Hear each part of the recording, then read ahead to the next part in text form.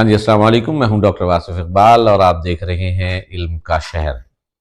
इसमें आज हम पढ़ रहे हैं integration chapter number 3 second year. उसकी आज तीसरी एक्सरसाइज हम करने की कोशिश कर रहे हैं। उसके कुछ सवाल मैं आपको करवाता हूं, देखिए किस तरह से होगा। इंटीग्रेशन के फॉर्मूले मैंने आपको लिखवा दिए हैं और मैं बार बार ये बात आपको कह रहा हूं कि इंटीग्रेशन को करने के लिए आपको इंटीग्रेशन के फार्मूलों का तैयार होना बहुत ज़रूरी है। उसके बगैर आप इंटीग्रेशन को अगर करना चाहेंगे तो बिल्कुल ऐसे ही है कि जैसे बगैर पेट्रोल के गाड़ी को चलाना, धक्के से चलेगी, यहाँ भी धक्का ही लगता रहेगा। आज पहला क्वेश्चन है हमारा -2x over 4 minus x square under root. एक फॉर्मूला था हमारे पास कि अगर नीचे वाले फंक्शन का डेरिवेटिव ऊपर मौजूद हो तो लॉग ऑफ नीचे वाला फंक्शन लिखते हैं, लेकिन ये याद रहे कि नीचे जो फंक्शन दिया होगा वो विदाउट पावर होगा। अगर उस फंक्शन की कोई पावर है तो फिर ये फॉर्मूला उस पर एप्लीकेबल नहीं है। फिर क्या करेंगे? फिर ये करेंगे कि इस फंक्शन को हम ऊपर ले जाएंगे, इसकी पावर बन जाएगी -1/2 -2x। अब हमारे पास एक फॉर्मूला था कि F N X into F prime X, function की कोई भी पावर हो, विदाउट पावर उसका डेरिवेटिव अगर साथ मौजूद हो तो फिर क्या करना है, उसमें एक पावर जमा कर देनी है और उसी से डिवाइड कर देना है। अब यहां देखिए, अगर ये पावर -1/2 हटाकर विदाउट पावर अंदर वाली टर्म का हम डेरिवेटिव देखें, 4 का डेरिवेटिव हो जाएगा 0, -x² का डेरिवेटिव बनेगा -2x। तो विदाउट पावर फंक्शन का डेरिवेटिव साथ मौजूद है, ये वाला फॉर्मूला पूरा हो गया। तो फिर क्या करेंगे, पावर में एक जमा करेंगे, -1/2 में +1 कर देंगे, -1/2 में +1 कर देंगे और +c, और हमारा सवाल हल हो गया। माइनस इसको अंडर रूट और ये 1/2 यहां छोड़ दें तो भी ठीक है, इस 2 को ऊपर ले जाएं, 4 minus x square plus C, this be the solution of this question. मैं फिर दोहरा रहा हूं, -2x over 4 minus x square. मैंने यहां बताया कि नीचे वाले फंक्शन का डेरिवेटिव ऊपर वाला फार्मूला सिर्फ उस सूरत में लगता है जब नीचे दिए गए फंक्शन पर होल पर पावर ना हो। अगर उस फंक्शन के होल पर पावर हो तो फिर उसको हमने नीचे नहीं रखना, उसको ऊपर ले जाना है। हमने इसको ऊपर ले जाकर, नीचे 1/2 था, ऊपर ले जाकर -1/2 किया, विदाउट पावर इसका डेरिवेटिव साथ मौजूद हो गया। जब विदाउट पावर से डेरिवेटिव साथ मौजूद हुआ तो फिर ये वाला फॉर्मूला अप्लाई किया, इस फॉर्मूले को अप्लाई करके सिंप्लीफाई कर लिया। इसी तरह अगला क्वेश्चन है 1/x log x। मैं बार बार ये बात कह रहा हूं कि इंटीग्रेशन की तैयारी में डेरिवेटिव का तैयार होना भी अशद जरूरी है। अब हमें यहां फौरन एक बात क्लिक होनी चाहिए कि log x का डेरिवेटिव होता है 1/x। अब अगर हम इस वाली टर्म को इस तरह से लिख दें, 1/x ओवर log x, तो अब क्या बन जाएगा, आप देखें नीचे वाले फंक्शन का मुकम्मल डेरिवेटिव ऊपर मौजूद है। फॉर्मूला क्या होता है? फॉर्मूला ये होता है कि अगर नीचे वाले फंक्शन का डेरिवेटिव ऊपर मौजूद हो तो लॉग ऑफ नीचे वाला फंक्शन लिख दिया जाता है। तो ये हो जाएगा log of x plus C. Next question देखिए, ई की एक्स प्लस 3। इसमें भी सिंपल यही बात है, डिनोमिनेटर का कंप्लीटली डेरिवेटिव ऊपर मौजूद है। ई की एक्स का डेरिवेटिव ई की एक्स हो जाएगा, 3 का 0 हो जाएगा। नीचे वाली टर्म का डेरिवेटिव फॉर्मूला वही है कि अगर ऊपर डेरिवेटिव मौजूद है, नीचे कोई भी फंक्शन है, तो इसका सिंपली फॉर्मूला है लॉग ऑफ नीचे वाला फंक्शन प्लस सी। तो ई की एक्स प्लस 3 का डेरिवेटिव ऊपर मौजूद है, तो हम इसकी इंटीग्रेशन क्या करेंगे, लॉग ऑफ ई की x plus 3 plus constant. Next question है x plus b over x square plus 2bx plus c whole की पावर 1/2।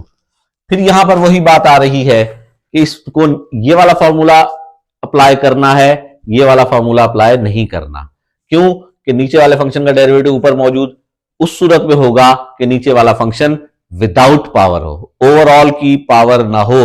अगर टोटल फंक्शन की कोई पावर होगी तो फिर ये वाला रूल नहीं अप्लाई करना, फिर हमने इसको ये वाले रूल पे लेके जाना है।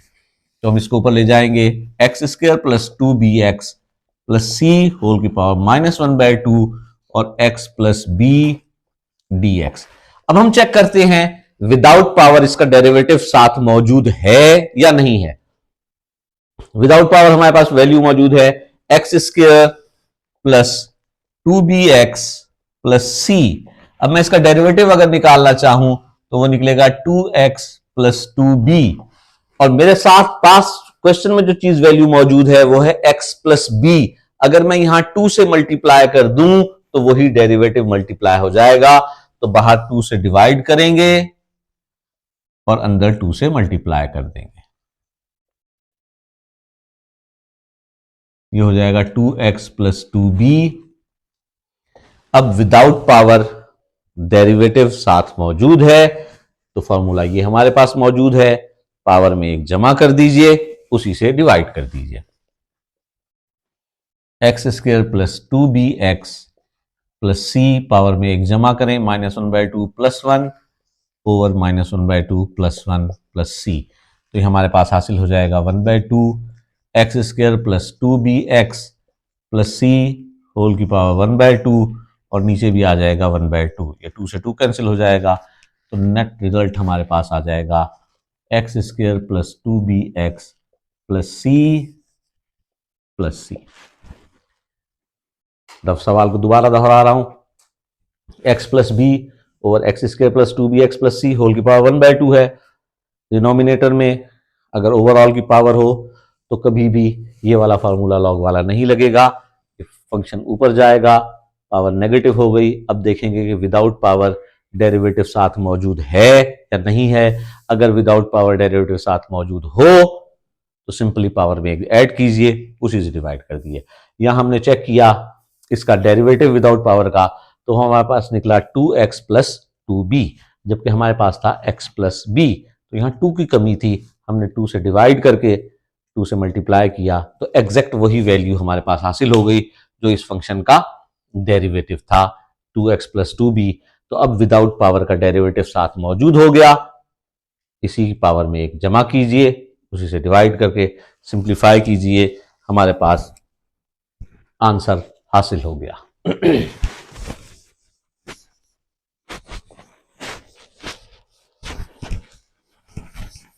नेक्स्ट क्वेश्चन है जी, dx over 1 plus x square tan inverse x। अच्छा, यहां पर अगर हम थोड़ी सी तवज्जो करें तो tan इनवर्स x का derivative 1 over 1 plus x square होता है। अगर इसी वैल्यू को मैं सिंप्लीफाई करके इस तरह से लिख दूं 1 over 1 plus x square over tan inverse x, जो ये 1 प्लस एक्स स्क्वायर था इसको मैं ऊपर लेकर इस तरह से लिख दूं तो भी एक ही बात है, क्योंकि ये नीचे वाला डिनोमिनेटर इसके साथ आके मल्टीप्लाई होगा तो यही चीज बन जाएगी। अगर अब आप तवज्जो करें तो नीचे वाले जो फंक्शन है tan इनवर्स x, इसका derivative 1 over 1 plus x square ऊपर मौजूद है, तो इसकी इंटीग्रेशन क्या हो जाएगी, लॉग ऑफ नीचे वाला फंक्शन। नेक्स्ट क्वेश्चन है हमारे पास, cos of under root x minus x by 2 1 over under root x minus 1। ये कॉस है, ये इसका एंगल है। साइन कॉस के लिए शर्त ये है कि उसकी इंटीग्रेशन उस वक्त तक नहीं होती जब तक के उसके एंगल का डेरिवेटिव साथ मौजूद ना हो। जैसे अगर हम यूं कहें कॉस एक्स, इसकी इंटीग्रेशन हमने कहा था साइन एक्स होगी, लेकिन शर्त इसके साथ यह है कि जो इसका एंगल है उसका डेरिवेटिव साथ मल्टीप्लाई होना चाहिए। एक्स का डेरिवेटिव क्या है, 1 है, तो वो ऑलरेडी मौजूद है, तो इसको हम साइन एक्स लिख देते हैं। अगर कॉस का एंगल कुछ भी है, उसका डेरिवेटिव अगर साथ मौजूद है, तो सिंपली उसको हम साइन ऑफ वो एंगल लिख सकते हैं। अब यहां हम चेक ये करना चाह रहे हैं कि कॉस के साथ जो एंगल दिया हुआ है, इसका डेरिवेटिव क्या बनता है। X under root minus x by two, इसका डेरिवेटिव लेंगे पावर 1/2 माइनस 1/2, और x का 1 हो जाएगा 1/2 dx। इसको मैं यूं लिख सकता हूं, अगर 1/2 कॉमन निकाल लूं तो x की पावर 1/√x माइनस 1। अगर यहां पर ये 2 साथ आ जाए तो ये एग्जैक्टली इस एंगल का डेरिवेटिव बन जाता है। तो 2 को जब डिनोमिनेटर में लाना है तो बाहर मल्टीप्लाई करेंगे, अगर न्यूमिनेटर में लाना है तो बाहर डिवाइड करेंगे। आसान सी बात है। हमने यहां पर 2 से मल्टीप्लाई किया cos of √x minus x/2, और यहां आ गया 1/2 1/√x माइनस 1 dx। अब कॉस के एंगल का डेरिवेटिव साथ मौजूद है, तो सिंपल इसकी इंटीग्रेशन हो जाएगी sine of √x minus x/2 plus c।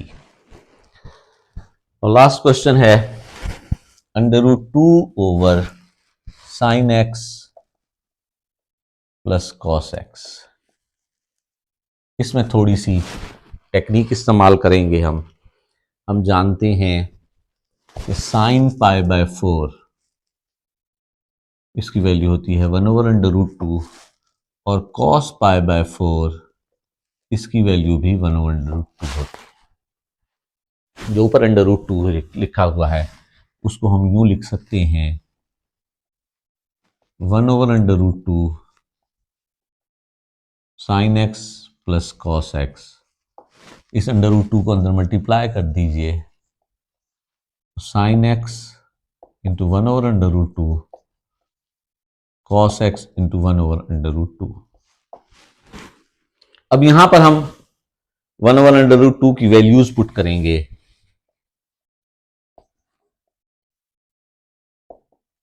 इस जगह पर मैं लिख देता हूं cos π/4, और यहां लिख देता हूं साइन π/4। ये क्यों किया? हमारे पास फॉर्मूला है, अगर आपको याद हो फर्स्ट ईयर का, sine alpha cos beta cos alpha sine beta is equal to sine of alpha plus beta. इसलिए साइन वाले के साथ वाले को मैंने कॉस बना दिया, और कॉस के साथ वाले को साइन बना दिया। हम ये भी कर सकते थे कि यहां साइन कर देते, यहां कॉस कर देते, तो फिर हमारे पास ये फॉर्मूला बन जाता है cos alpha cos beta plus sine alpha sine beta this is equal to cos of alpha minus beta. तो हम दोनों सूरतें मुमकिन थी, ये भी कर सकते थे और वो भी कर सकते थे, सेम रिजल्ट हासिल होगा। तो इसको हम लिख सकते हैं साइन ऑफ x प्लस π/4। इसको ऊपर ले जाएं तो ये हो जाएगा कोसेकेंट x प्लस π/4। अब कोसेकेंट की इंटीग्रेशन आपको याद होनी चाहिए कि कोसेकेंट x का फॉर्मूला है log of cosecant x minus cot x। जो एंगल है वो एज इट इज रहेगा log of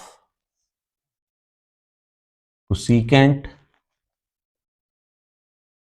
plus minus cot of x plus π/4 plus c।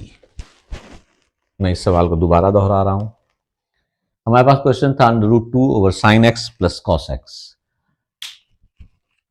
हमें फौरन यहां पर एक बात क्लिक होनी चाहिए कि साइन π/4 और कॉस π/4 की वैल्यू 1/√2 है। हमने इस वैल्यू को बनाने के लिए उस √2 को नीचे उतार लाए, इसको अंदर मल्टीप्लाई किया, sine x into 1/√2 cos x into 1/√2, एक की जगह पर कॉस π/4 पुट कर दिया, साइन वाले के साथ कॉस पुट कर दिया, कॉस वाले के साथ साइन पुट कर दिया, क्योंकि हमने फार्मूला बना लिया sine alpha cos beta plus cos alpha sine beta. ये हमारा बन गया sine alpha cos beta plus cos alpha sine beta, sine of alpha plus beta. Sine को ऊपर ले गए तो बन गया cosecant x plus pi by 4, और कोसिकेंट की इंटीग्रेशन होती है log of cosecant minus cot, तो लॉग ऑफ कोसिकेंट एंगल वही रहा minus cot plus C. This be the result of this question. ये 3.3 एक्सरसाइज आपकी कंप्लीट हुई। उम्मीद है कि आसानी से आपसे ये एक्सरसाइज हल हो जाएगी। इसको सॉल्व कीजिए और इसके बारे में कोई परेशानी, किसी किस्म की कोई मुश्किल हो, अपने कमेंट्स में उसका इजहार कीजिए। इंशाअल्लाह आपकी हर परेशानी का हल आपको मुहैया किया जाएगा। शुक्रिया।